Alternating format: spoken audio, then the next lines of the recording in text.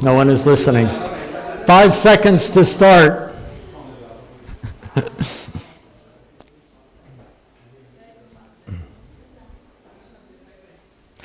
Good morning, everyone. Thank you for making it here today. You guys at home, thank you for joining us. I hope you're glad that you got up, and I hope you have some tea or coffee to keep you going for the next hour or so. This morning will be more or less usual. Isaac will be up to help us with some songs to begin with, and then we'll have some time in the Word, looking at a couple of Psalms. Hopefully a few more people will trickle in here. But I would like to begin today, like we did last week, with the same verse from Psalm 19. If you remember that, let the words of my mouth and the meditation of my heart be acceptable in your sight, O Lord, my rock and my redeemer. And what I want us to do, I'm just going to say that line by line again, and I won't ask you to repeat it out loud. But when I say the line, I'll pause and just take a moment and, in your mind and heart, repeat that as a prayer to God and as a commitment to engage with the service for the next hour so that your mind and heart will be active. So let's begin that way. Let the words of my mouth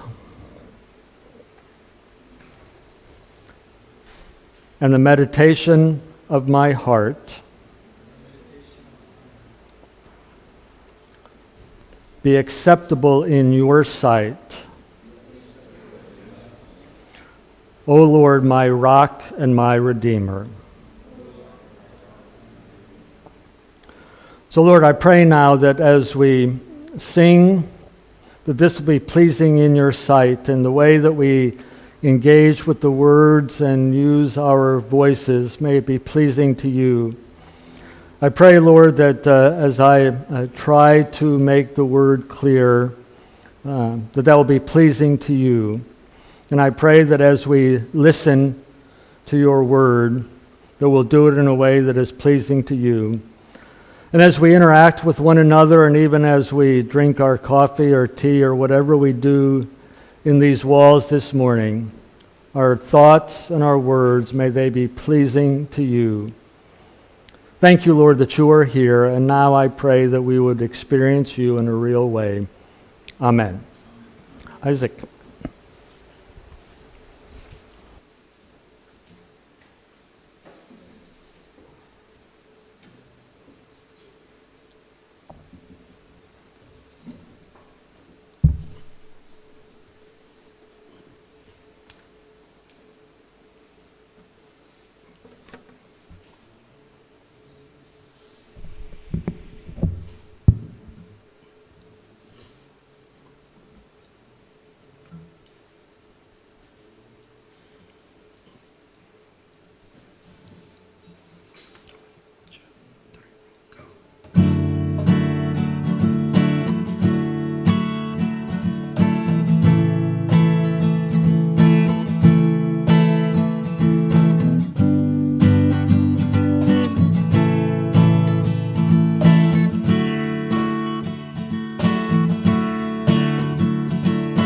Open the eyes of my heart, Lord. Open the eyes of my heart. I want to see you. I want to see you. Open the eyes of my heart, Lord. Open the eyes of my heart. I want to see you. I want to see you.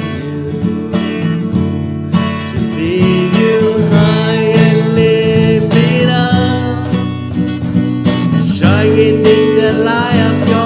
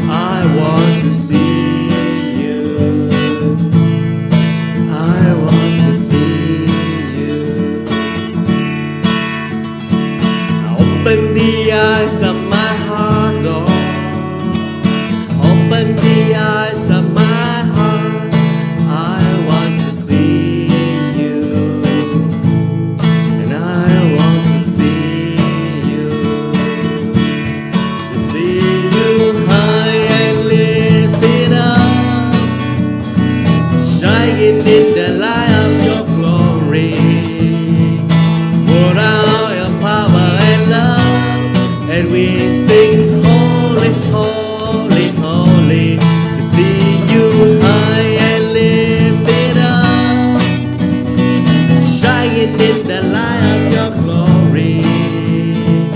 Pour out your power and love as we sing holy, holy, holy.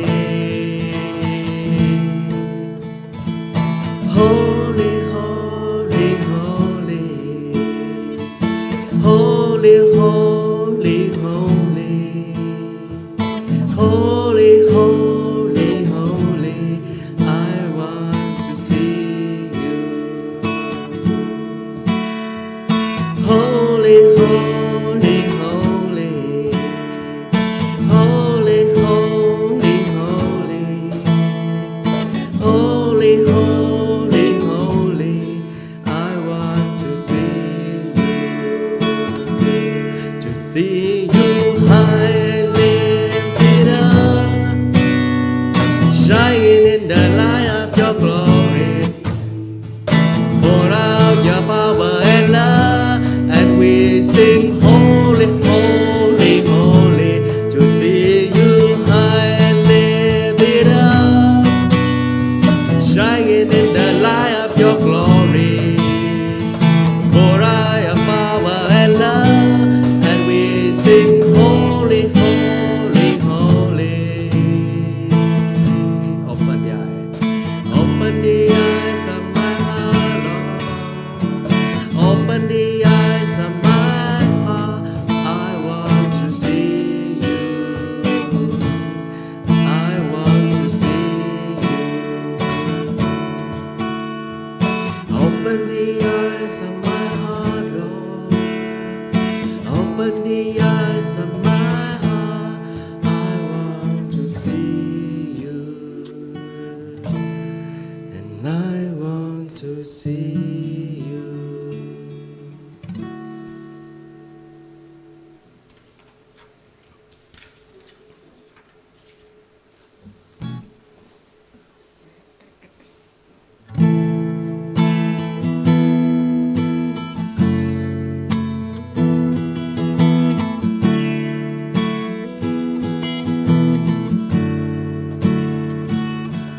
Who am I that the Lord of the earth care to know my name, care to feel my heart? Who am I that the bright and morning star choose to light the way for my every warring heart? Not because of who I am, but because of what you've done. Not because of what I've done, but because of who you are. I am a flower quickly fading, here today and gone tomorrow. Wave tossing the ocean, vapor in the wind, still you hear me when I'm calling. Lord, you catch me when I'm falling. Told me who I am. I am yours.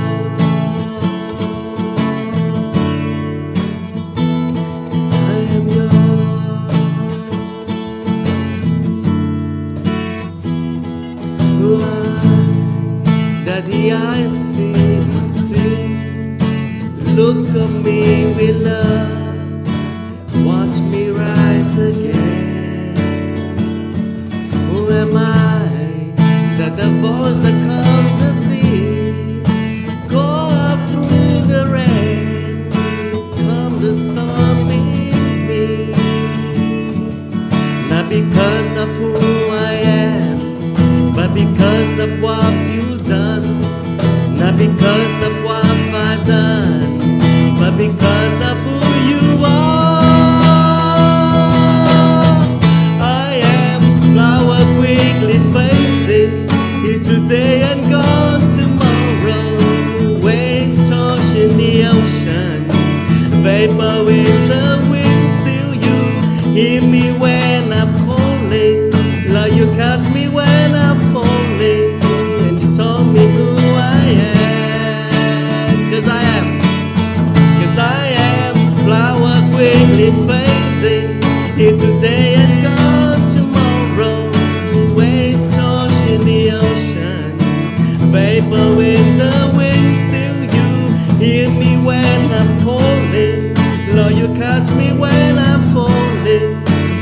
told me who I am. I am yours. I am yours.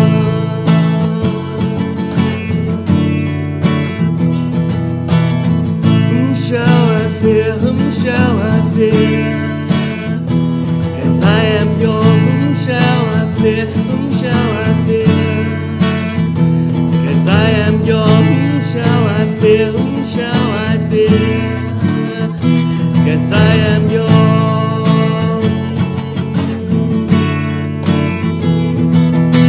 'Cause I am flower quickly fading. It's today and gone tomorrow.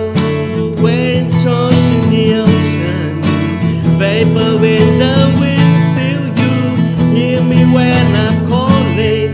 Lord, you catch me when I'm falling. You told me who I am. I am yours.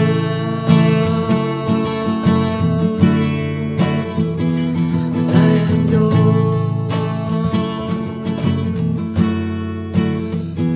'Cause I am yours.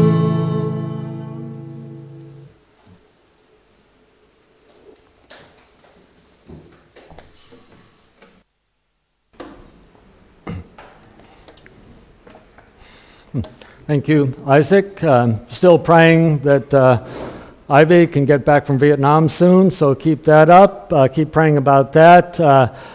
Good to see some people back. Aaron and Deb and Boji are back, all three of them, so that's good. Boji's looking good. He's got a nice little tie on, so that's good. Sergey's is here, and is this your kid's first time ever in church? Or okay, so here's the first time ever in church in the history of the cosmos. So, yeah, you can. Well, oh, okay. No clapping, no noise. I'll put him back to sleep in a moment when I'm preaching. So, anyway, there's other people are kind of on their way back.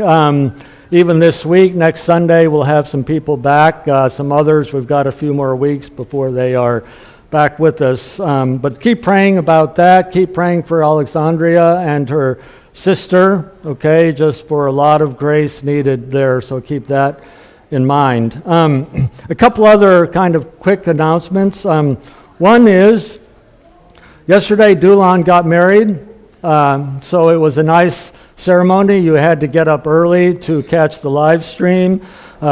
These are not the professional photos, by the way. So I just took this off the screen as I was watching. Although I'm like, you know, the pastor's got that white suit and red shirt, and I'm just wondering if I need to go for that, you know, if that would fit my style or not.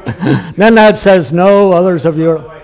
Okay, no, I'm just kidding. I don't think white was going to be my color. But in any case, keep praying for them. I think he should be back in a week or two, but it'll probably be a little longer before his wife can join him here, and that will take some prayer because there's a lot of government, you know, bureaucracy, I think, involved in that. So anyway, that happened yesterday. It was a really nice ceremony. You could probably find it on YouTube. So, but a couple other things.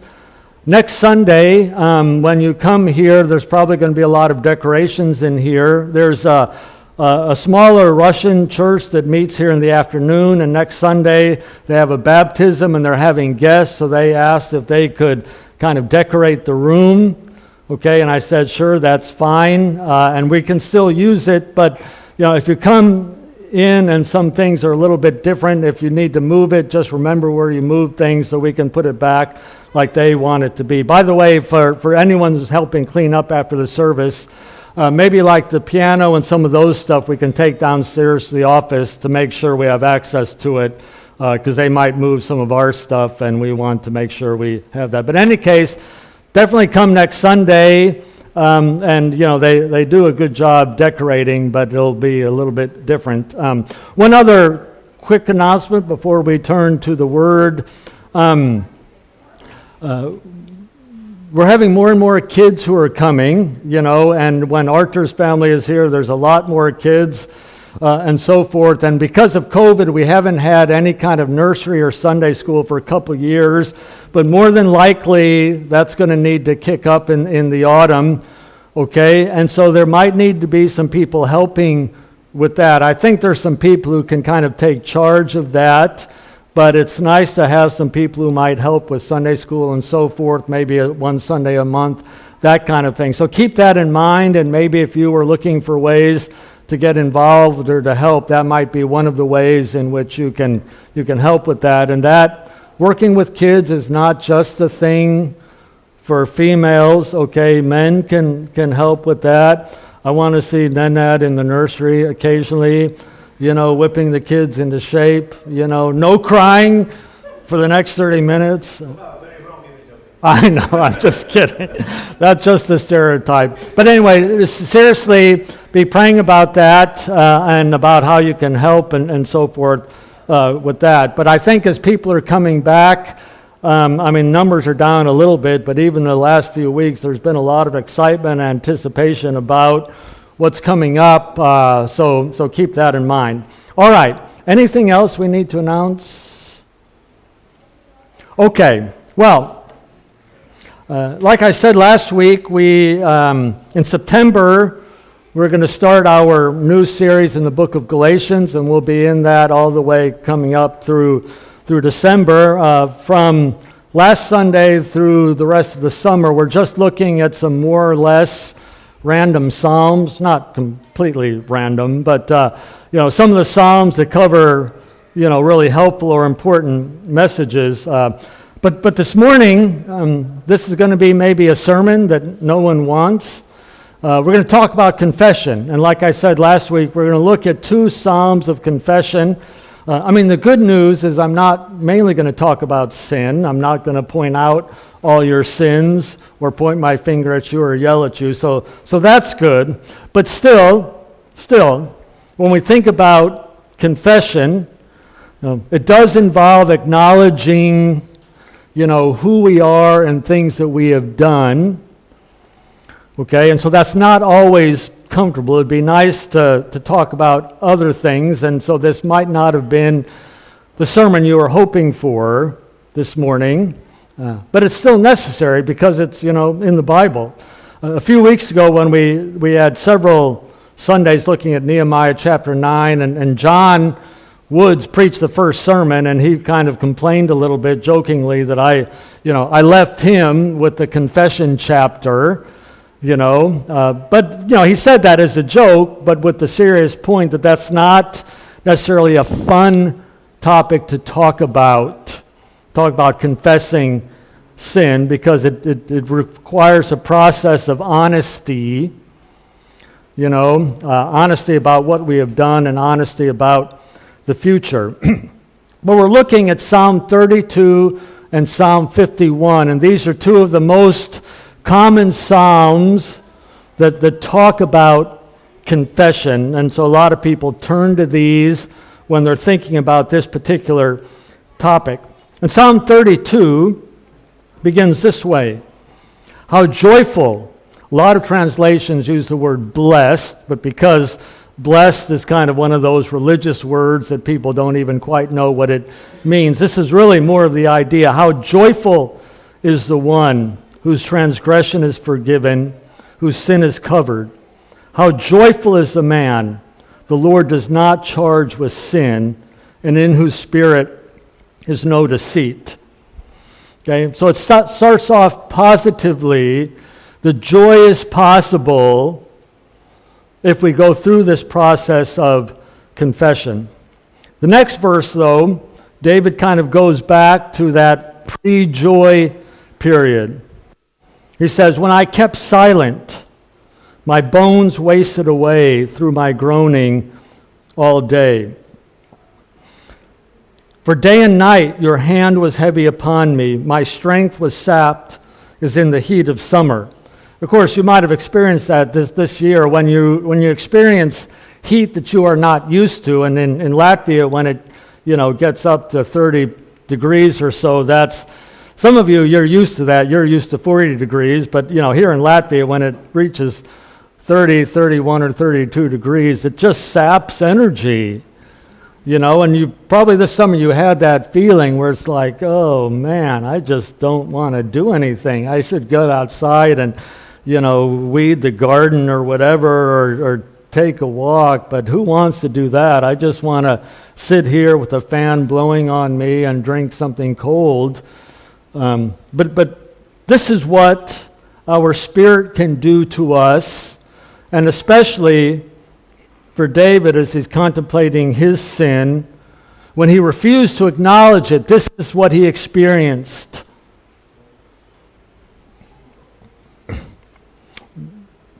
Why do we keep silent about our sin?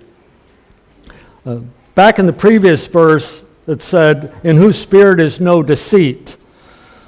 Probably especially what he's thinking about is deceit about our sin. Okay, and our unwillingness to acknowledge that. We often deceive ourselves, about what we have done, or maybe how bad it is that we have done.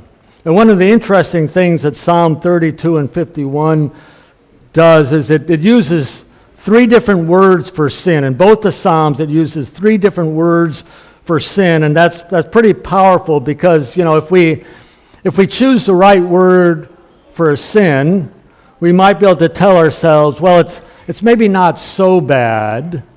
It's a minor sin. It's what some people call a white lie. A big lie, don't do. A little white lie, that's not so bad.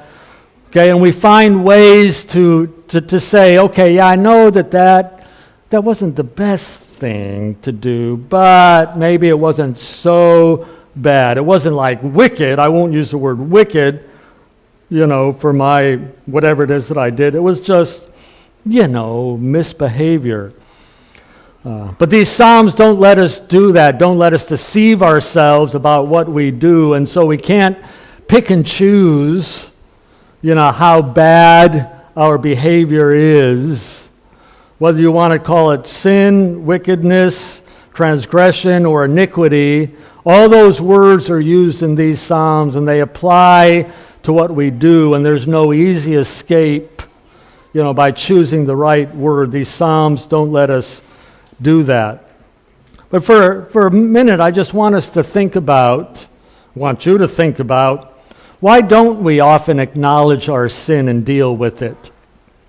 If in fact, our sin and our guilt has an oppressive effect on us, if it keeps us up at night or makes us restless or takes away our energy, why don't we actually do something about it? Why is it so hard to acknowledge our sin? Why is it hard for us to be honest? Seriously, think about that for a moment. Why we sometimes try to get away with hiding our sin for as long as possible.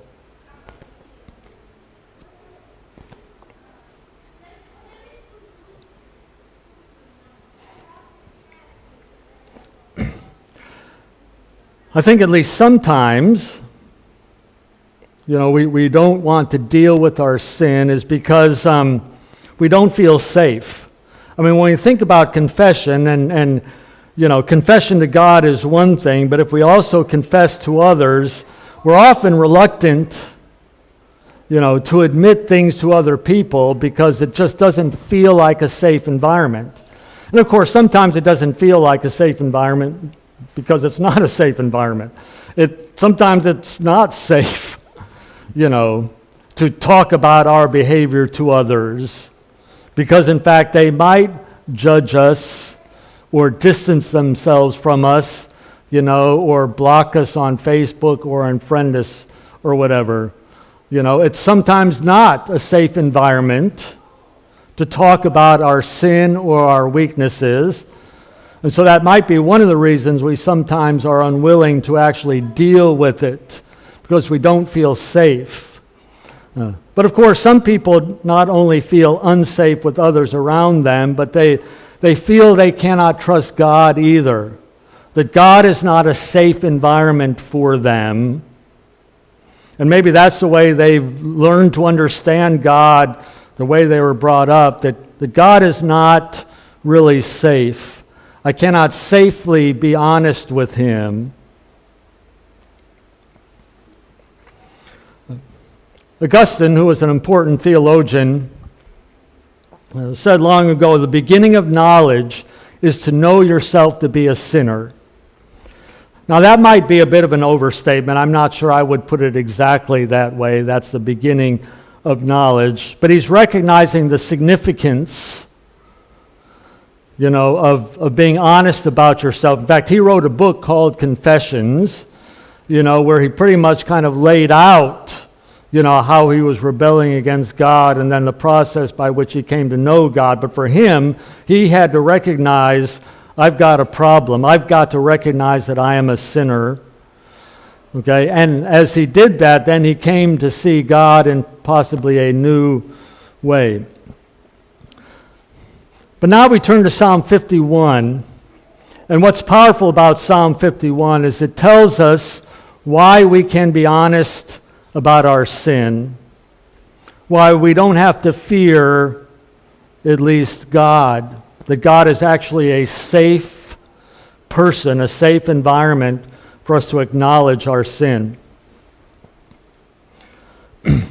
So David says, "Have mercy on me, God, according to your unfailing love, according to your great compassion, blot out my transgressions." According to your unfailing love, according to your great compassion. A word, unfailing love, is that very powerful word in the Old Testament about God's promised love, his covenant love, his guaranteed love. It's not a feeling for God, it's a commitment for God. God has committed himself. God committed himself to David. And God's love was unfailing, committed covenant love. And even when David felt the consequences of his sin sent by God, and David spent a long time in this disquiet, trying to hide his sin from himself and from everyone. Spent a long time hiding his sin. Still, David knew God to be the God of unfailing love. Then he says, according to your great compassion. And that word compassion is related to the Hebrew word for womb. Okay, for a female giving birth. It's for what a mother feels for her child. It's that kind of compassion, not just general friendliness.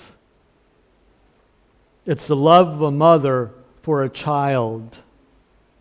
I remember years ago when one of my nephews was young, probably 3 or 4 years old, and our family was together. We were taking a walk in a park, and I can't remember the circumstances, but my sister rebuked my nephew, her son, again, who was 3 or 4 years old, and so Kyle, the boy, is starting to cry, and he feels bad. He got rebuked. So what did he do? He went running to his mother. And I remember watching that, and I'm thinking, what are you doing? She's the one who made you cry. She's the one who rebuked you. Why are you going to her for comfort? She's the bad person right now. But no, Kyle got it right. He knew that she loved him. And she was committed to him, and he had nowhere else to turn but to his mother. And if his mother made him feel bad, he still turned to his mother for comfort, and he received comfort. Okay, because my sister was absolutely committed in love to him, and she might rebuke him as he needed, but it was out of compassion.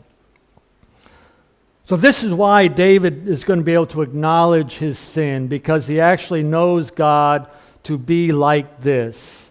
A God with committed love, a God who has the love like a mother for his people.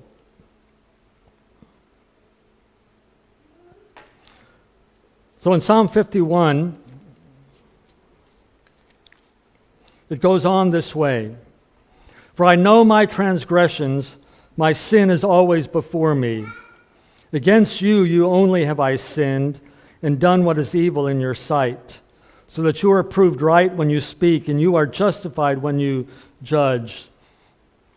Because David knows God, he knows that if God punishes, God is righteous to do it. Because David knows, in fact, David has a problem. Surely I was sinful at birth, sinful from the time my mother conceived me. Surely, though you desire truth in the inner parts, you teach me wisdom in the inmost place. Cleanse me with hyssop, and I will be clean, sprinkling blood, it's that image. Wash me, and I will be whiter than snow. Let me hear joy and gladness. Let the bones you have crushed rejoice. Hide your face from my sins and blot out all my iniquity. Create in me a pure heart, O God, and renew a steadfast spirit within me. Do not cast me from your presence, or take your Holy Spirit from me. Restore to me the joy of your salvation, and grant me a willing spirit to sustain me. These verses tell us a little bit about the nature of sin, and a lot more could be said, so these are just a few points that come out of these particular Psalms. But it might be worthwhile just reminding ourselves about the reality of sin, of our sin. And the first point here is that it is always against God, even when it is against others. And that's significant in this incident because we're told, the incident that this psalm comes out of. It comes out of a particular sin that David committed. I mean, kind of the introduction to this psalm, it says it's a psalm of David when the prophet Nathan came to him after David committed adultery with Bathsheba. So that's David's first sin. It was adultery. Okay, that's what, if we want to put sins into categories, which we probably shouldn't, that's one of the bad ones. David's armies have gone out to fight. And David, though usually he went out to lead his armies, he stayed behind in Jerusalem, and he's up on the wall. And he looks down, and there's a woman taking a bath. David should be out fighting the Lord's battles. He's in his palace. Okay, and this is very much one of those Me Too moments. So he sends and has this young woman brought to him. She's got no power. I mean, maybe she could have said no. I mean, I suppose she could have said no, but in the story, no one actually blames Bathsheba. David is at fault, and David used his power to bring her and commit adultery with her, but she's married, okay, and her husband is out with the army, so even worse, David compounds his sin by making sure that Bathsheba's husband gets killed on the battlefield. Okay, there's actually more to this story. It's a really terrible story. So David essentially has her husband killed so that he can keep Bathsheba and hide this sin. And he spent many months trying to hide it till Nathan the prophet, with amazing courage tells the story and says, "You're the guy. You're guilty."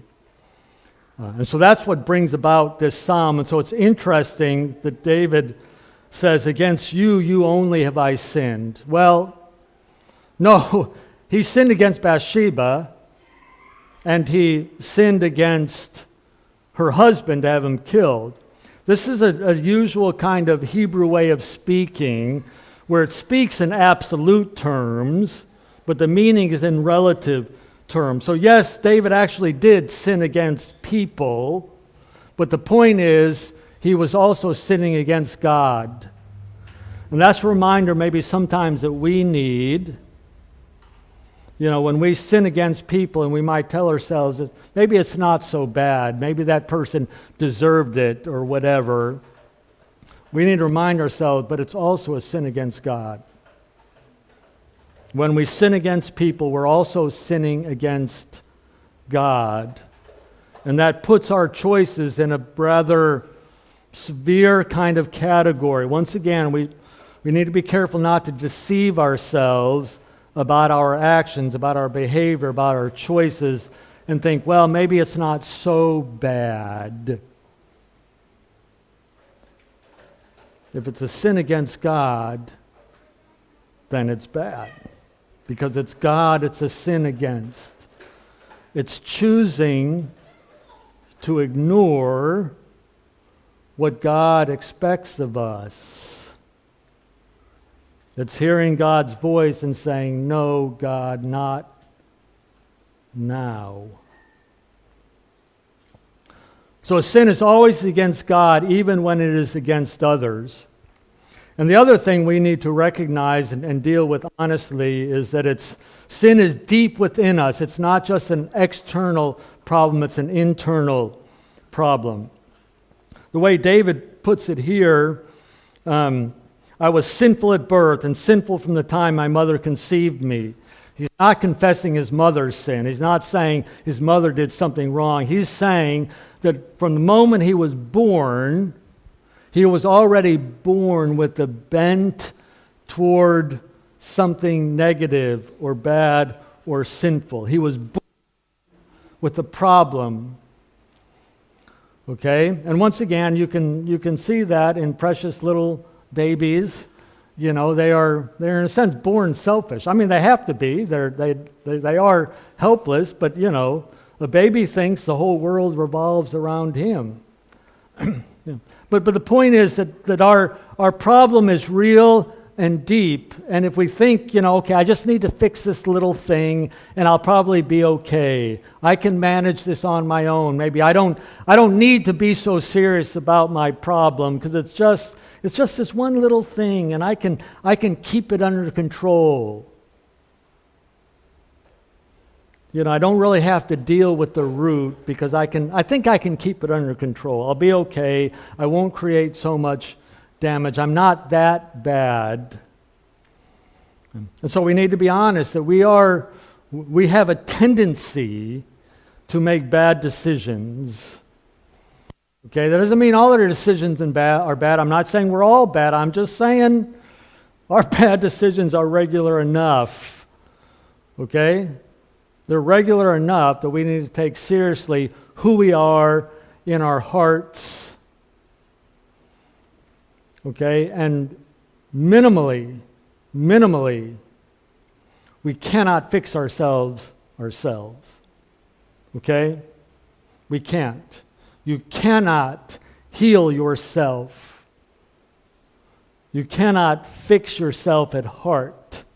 Even if you can reform some behavior, your heart is still bent a particular direction. And without help, we're going to be doomed. Again, that's a sermon no one wants to hear. Okay, but I want us to take our behavior seriously. And then number 3, our sin affects our relationship with God. Without, I don't want to over-theologize about, what happens with our relationship, but all our behavior affects all our relationships. I mean, we know this on human terms. Even with people who love us, our behavior affects that relationship.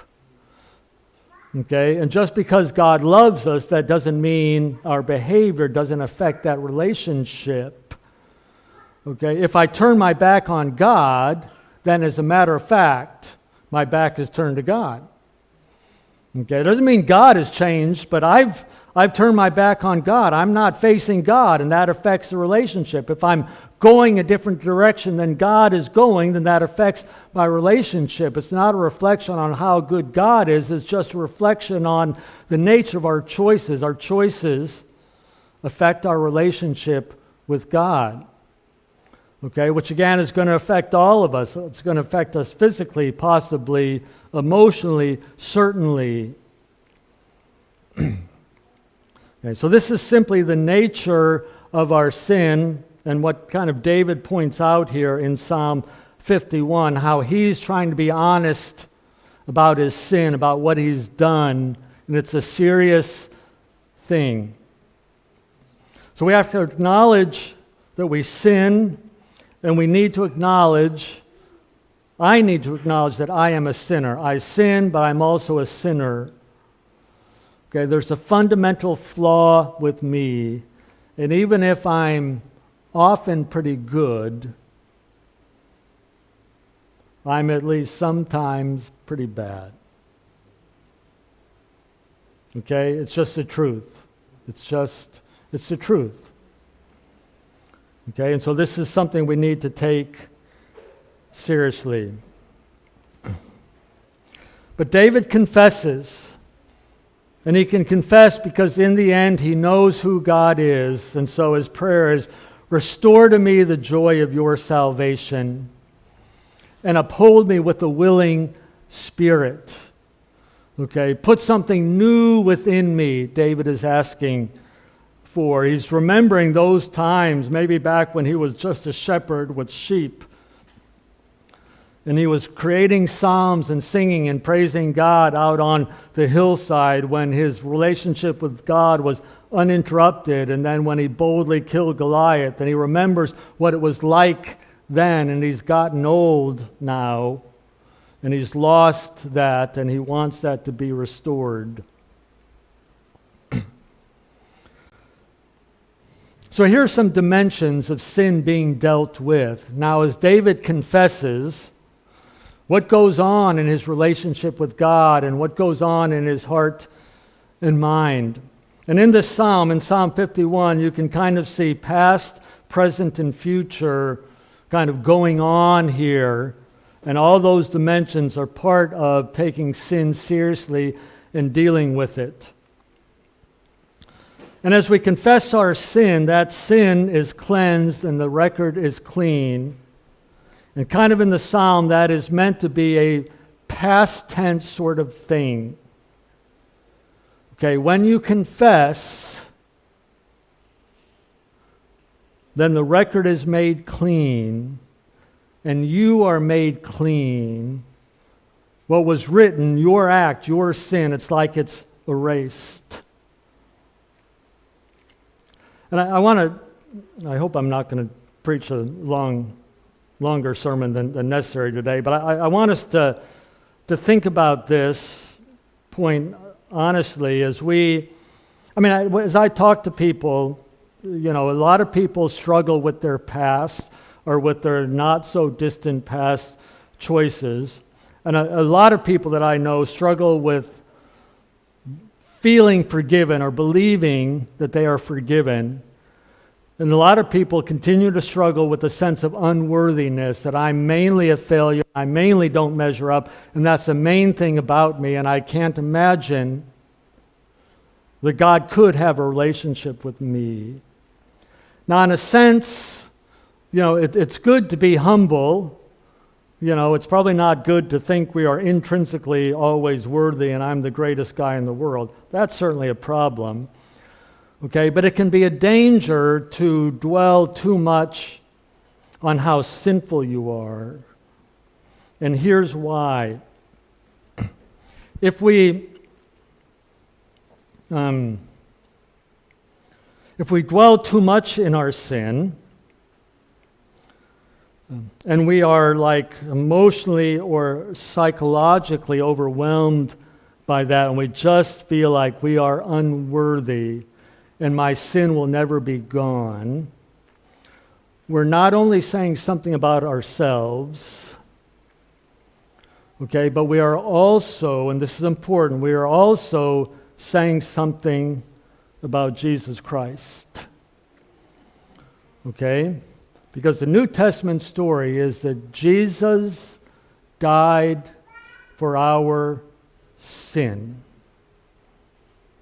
He paid the penalty for our sin. And the question is always, is his death worthy? Is my sin so great that the death of Jesus Christ cannot cover it? Is that true? Not possibly. Not possibly. Who Jesus is and what he did is so amazing and great that there is no sin that can possibly be greater than the blood of Jesus Christ. Okay? And that's why even when we feel like we should be overwhelmed by our sin, we got to tell ourselves it's about Jesus, and Jesus is greater than my sin. Jesus is greater than my sin. His blood overcomes my sin. His blood wipes out my sin. God, in His Son, Jesus Christ, has put my sin away, so we need to put it away as well. Okay? Because it's about Jesus, and it's about what Jesus has done. Okay? And so, yes, we need to acknowledge our sin and confess our sin, and then we need to get on about our life, and we need to put our sin as behind us as God has put our sin behind us. And we need to live boldly in spite of our past, okay? Not because of us, because of Jesus. And then in the present, there's this ongoing transformation. If we recognize it's not just our sin, but it's a heart problem, it's an internal problem, then we know that we've got to continue to wrestle with that, with who we are, and think through what does transformation look like? What are the disciplines? What are the practices that will help me to change from the inside? And then there's a future dimension that David brings up here, an ongoing testimony of God's goodness. And what he writes in verse 13, then, as my salvation, the joy of my salvation is restored, then I will teach transgressors your ways, and sinners will turn back to you. Save me from blood guilt, O God, the God who saves me, and my tongue will sing of your righteousness. O Lord, open my lips, and my mouth will declare your praise. I sometimes wonder why, God doesn't just stop me from sinning. There's sometimes it's like, God, you could have prevented my sin.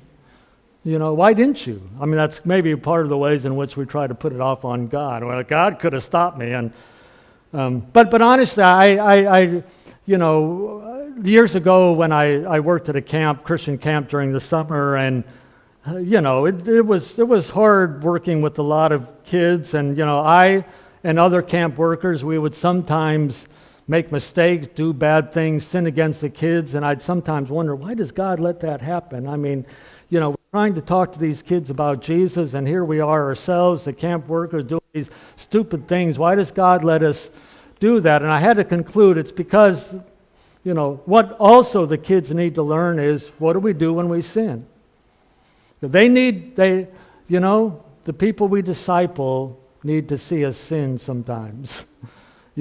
Mainly they need to see that, oh yeah, he's got some good things I need to learn from him, but he's not perfect. He's got some weaknesses as well. But I like the way when he sins or she sins, she confesses. And so maybe that's what I can learn. Maybe it's a good thing, that we, I don't want to say it's literally, I don't mean this literally. It's a good thing that we sin. Okay, but there's a positive outcome. I mean, people can come to Communitas Church without thinking, oh, that's just a bunch of perfect people. We're not. It's good that people know that, because if they thought we were all a bunch of perfect people, they might not want to come here. It's good for people to know we're just kind of who we are, and we don't have everything perfectly worked out. We don't have all the systems in order. Okay? And maybe that's not a bad thing. Okay? Because after all, it's not about us, it's about Jesus. And so maybe, maybe part of our dealing with sin, our ongoing sin, is that we do need to talk about it and confess it and to admit, because people need to hear that. Oh yeah, he struggles with that too, and she struggles with that too. That's a real person, and I can identify with that real person. And that person is struggling and is still moving forward, though struggling. And I can't run forward, but maybe I can stumble forward like that person stumbles forward. And so David, as he deals with this sin, he realizes he has an obligation to testify to the nature of confession and especially to the nature of God.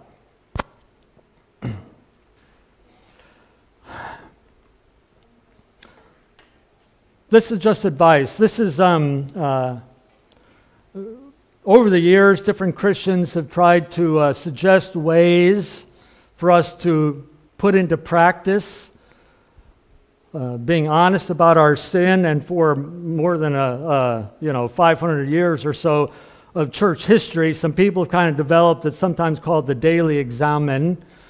Okay, and maybe I'll put on our Facebook page this in another form, but this is just a process that might be helpful. Every evening before you go to bed, as a discipline, ask for grace, ask for help. If we're bent one way, we need help to go another. Give thanks for gifts received. Every evening, just remind yourself, what are the good things I've experienced today? Then recognize my faults. Think through the day. Recognize them. Often it's going to involve how we treat other people. Ask for forgiveness. Okay? And then take steps toward fixing it. What might I do tomorrow that can deal with this? Now, my point isn't to mainly, suggest this system. This system might or might not be helpful. The point of this kind of thing is it reminds us of something the Psalms constantly remind us about, and it's the importance of what's going on in our heads. People sometimes use the word mindfulness. That means a lot of different things to a lot of different people, but it's basically thinking about your thinking. Oh, he's awake. Look, sorry, I'm not mindful of my sermon. There's an amazingly cute baby over there. So, sorry, I hope I didn't wake him up. So, okay. Yeah, well, I wasn't talking about you, Sergei. You're not cute, but yeah, there you go. Okay. No, but seriously, we're going to see this again next week. There's this constant, reminder to think about what you're thinking. Okay, to be mindful, to be aware of your thoughts, to be aware of what kind of things you're looking at and what feeds your mind, and to have some control over where your mind goes. And, I don't know if you've ever been in the middle of a bad dream and were able to force yourself awake, but sometimes I'm having a bad dream and I'm asleep and having the dream, but I know this is a dream. Mark, just wake yourself up. It's not happening. Wake yourself up and your mind will be okay. And I wake myself up. Whew, yeah, that was just a dream. Wow, I'm sitting here, my body is sweating, but it was just a dream. I need to get my mind in order. And, we don't have to just do that with our dreams. We can be mindful of our thoughts, okay, and intentionally put certain ideas and thoughts in our mind. And this is just a system that might or might not be helpful, but it's a reminder to spend some time thinking about your mind. Spend some time thinking about your thoughts. In the end, what the Lord is looking for isn't just external change, but internal change. So at the end of this psalm, David says, "You do not delight in sacrifice, or I would bring it. You don't take pleasure in burnt offerings." That's not an absolute statement. Those sacrifices and offerings were demanded by God. Once again, it's kind of that Hebrew relative thing. It's some things are more important than that. In fact, the next two verses I won't look at remind us of the place of sacrifice. But David is simply acknowledging that just doing some little sacrifice and going about our lives isn't what God is looking for. What God is delighting in is who we are on the inside, mature, grown-up, adult followers of Jesus. You don't delight in sacrifice, I would bring it. You don't take pleasure in burnt offerings. My sacrifice, O God, is a broken spirit, a broken and contrite heart. You, O God, will not despise. So how joyful is the one whose transgression is forgiven, whose sin is covered. How joyful is the person the Lord does not charge with sin, and in whose spirit is no deceit. So let's be honest about who we are, about what we've done. God is a safe environment. Okay, you don't have to confess that to me unless you think it'll be helpful. You don't necessarily need to share it with others, although that might be helpful. But know that God is a safe environment. You can talk to Him. He knows it already. He knows it already. Forgiveness is possible. Okay, the debt has already been paid anyway, 2,000 years ago. It's a safe place to go. How joyful is the one who understands that and can come to God in honesty.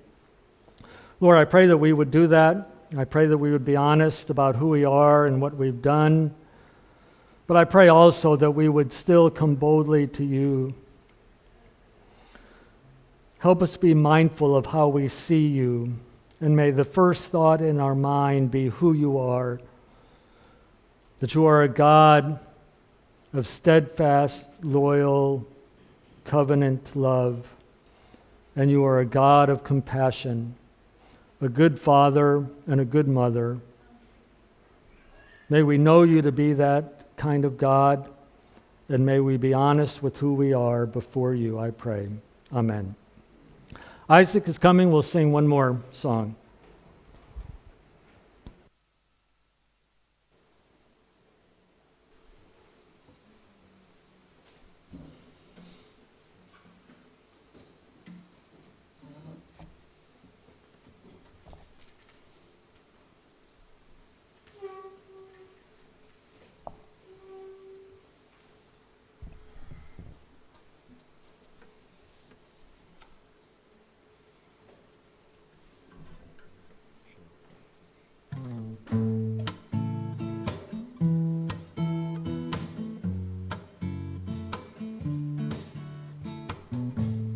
Blessed be your name in the land that is plentiful, where streams of abundant flow. Blessed be your name. Blessed be your name when I thought in the desert's plan that I walk through the wilderness. Blessed be your name. Every blessing you pour out, turn back to bread. When the darkness closes its door, still I will say, blessed be the name of the Lord. Blessed be your name. Blessed be the name of the Lord. Blessed be your glorious name. Blessed be your name when the sun shining down on me, when the world as it should be. Blessed be your name. Blessed be your name on the road marked with suffering that is spent in the offering. Blessed be your name. Every blessing you pour out, turn back to praise. When the darkness closes its door, still I will say, blessed be the name of the Lord. Blessed be your name. Blessed be your name of the Lord. Blessed be your glorious name. Blessed be the name of the Lord. Blessed be your name. Blessed be your name of the Lord. Blessed be your glorious name. You give and take away. You give and take away. My heart will choose to say, Lord, blessed be your name. You give and take away. You give and take away. My heart will choose to say, blessed be your name. Blessed be your name of the Lord. Blessed be your name. Blessed be your name of the Lord. Blessed be your glorious name. Blessed be your name of the Lord. Blessed be your name. Blessed be your name of the Lord. Blessed be your glorious name.